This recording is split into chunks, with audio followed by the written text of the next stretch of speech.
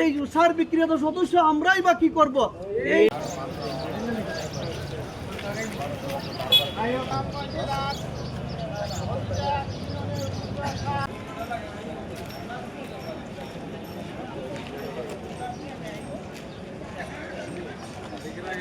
রাতের অন্ধকারে BADC dealer যারা তারা বরাদ্দ বিক্রি করে, আর বিসিআইসি ডিলার এরা বলে আমাদের বরাদ্দকৃত সার প্রথমেই শেষ।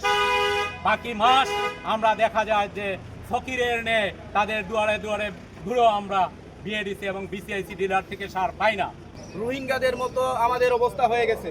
ঠিক, রোহিঙ্গারা যারা ঘুম থেকে উঠে দেখে মায়ানমারে তাদের জাতীয় নাগরিকত্ব বাতিল করা হয়েছিল, ঘুমিয়েছিল জাতীয় নাগরিক হয়ে, ঘুম থেকে উঠে দেখে তারা রোহিঙ্গারা তারা মায়ানমারের নাগরিক নাই। আমরাও ঠিক এভাবে খুচরা সার ডিলার হিসেবে ঘুমিয়েছিলাম, ঘুম থেকে উঠে দেখি আমাদের খুচরা সারের লাইসেন্স বাতিল করা হয়েছে। আমরা কি রোহিঙ্গার চাইতেও খারাপ? আর আমাদেরকে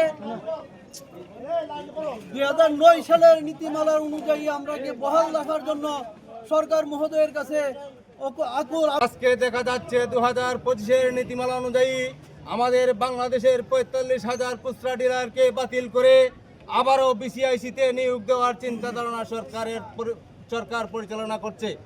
কিন্তু আমরা প্রতিবাদ জানাই। 2025 সালে যে নীতিমালা করেছে, এই নীতিমালায় দেখা যাচ্ছে আমাদেরকে বাদ দিয়ে বিসিআইসি ডিলার রেখে এবং বিএডিসি ডিলার রেখে আমাদেরকে বাদ দিয়েছে।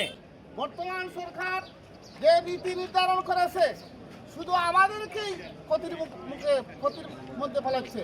আমরা যদি এই 45,000 সারা বাংলাদেশে 45,000 খুচরা সার বিক্রেতা